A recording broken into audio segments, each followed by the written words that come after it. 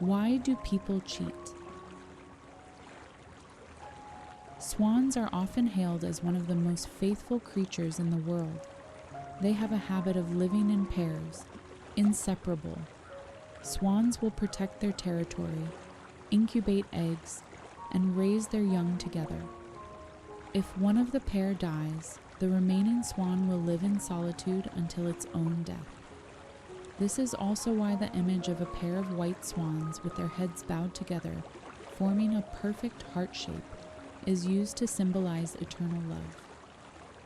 Humans tend to romanticize many stories, expecting absolute goodness, but not every relationship can achieve such absoluteness.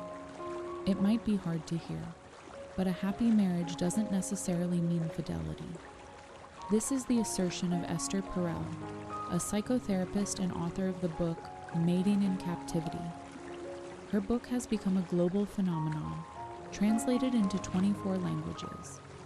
Her TED Talk on rethinking infidelity has attracted tens of millions of views and has become a hotly debated topic. In reality, we also see real-life stories that prove the above statement. A boss who has wealth, power, a capable wife, and smart children still falls for a girl he accidentally meets at a restaurant.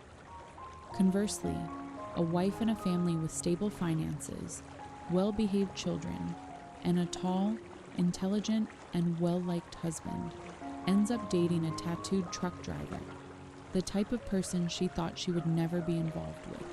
Why do people do this, even when they have a marriage that many people dream of? Reasons for infidelity. Reason 1. Seeking feelings that cannot be found in their partner. Many people choose lovers who are not as beautiful or as capable as their current spouse. However, the truth is that they are attracted to people who possess personality traits that their spouse does not have. For example, the wife at home is loud, noisy, strong-willed, and bossy, so the other woman he chooses is a gentle and discreet woman. Her husband is too quiet and conservative, so she wants to rely on the tenderness and care from her lover. For cheaters, it's a new feeling that they've never experienced before, especially when all the freshness has faded.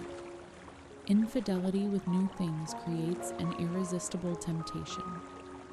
Cheating is the acting out of the sketches they once drew of a perfect partner in their mind. Understanding love requires closeness, but desire requires distance. Simply put, when you're stoking a wood-burning stove, the more wood you add, the bigger the fire becomes. But it turns out that it smolders and goes out until you have to remove a few large pieces of wood. Fire needs air. Passion needs unfamiliarity. Familiarity is the enemy of sensuality. Reason 2. The thrill and allure of the forbidden fruit. The very structure of a clandestine affair creates conditions for passion to develop. Affairs are full of risks, dangers, and instability, all of which are factors that increase excitement.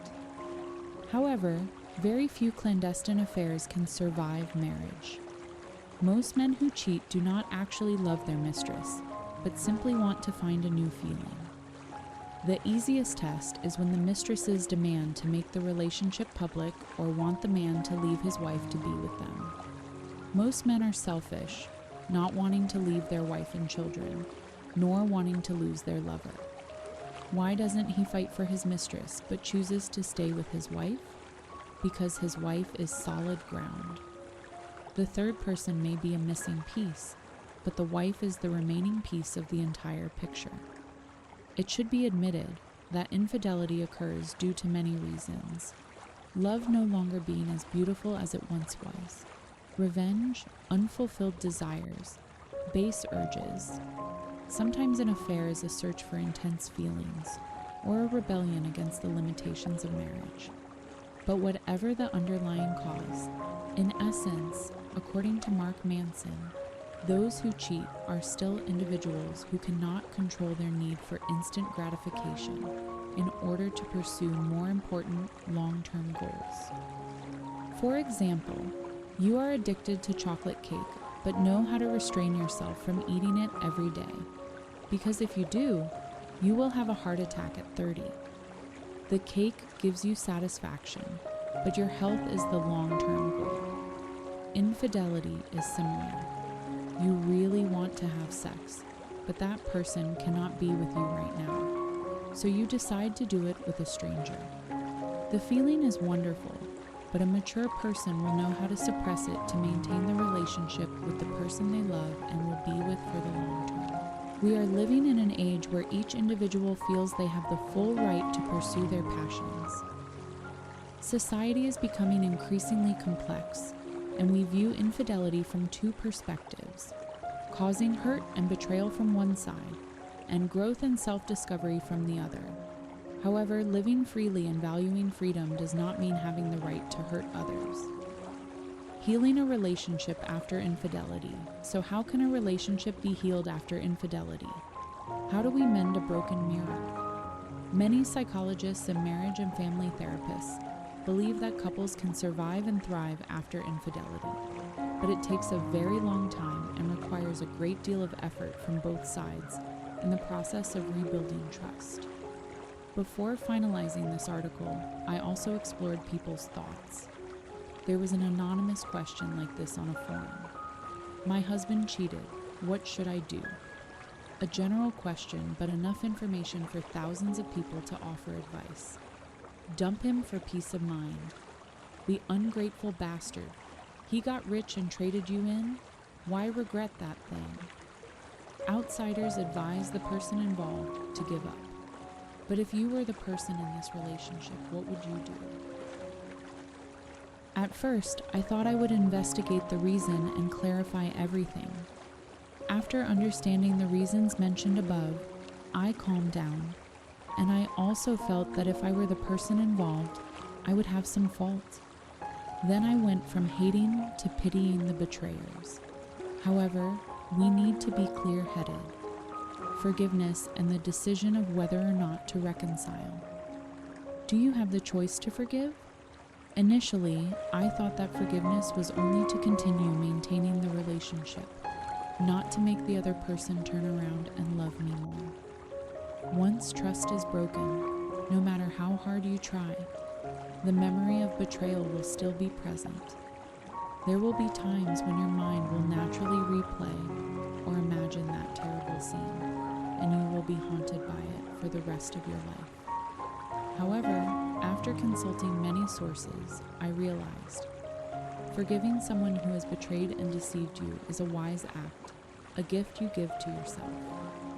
Forgiveness is a gentle and compassionate way of letting go. Why do you have to hold on? To still be angry means to still care. To still hate that person means you still care about them. Don't let the person who betrayed you take up too much space in your relationship anymore. Let them out of your mind and find yourself a new, more deserving joy. In the book, He's Just Not That Into You, authors Greg Behrendt and Liz Tuccillo offer this advice.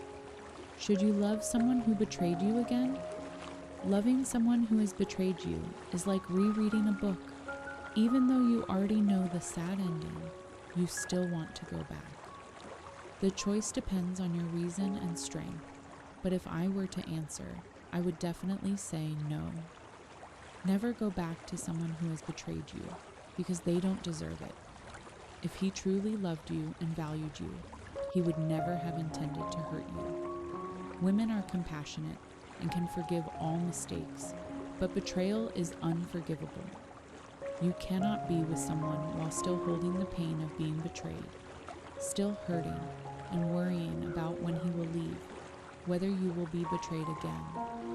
If the pain has subsided, why trade peace for the painful past of being with your ex?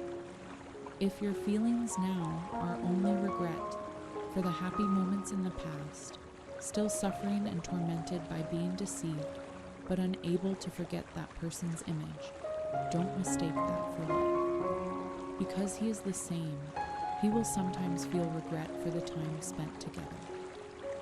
Going back when your heart is hurt is an extremely blind act. Loving someone who has betrayed you again is making yourself endure the haunting of being betrayed one more time. The pain, once you've gotten used to it, don't rekindle it. So the answer is, forgive, but never love again.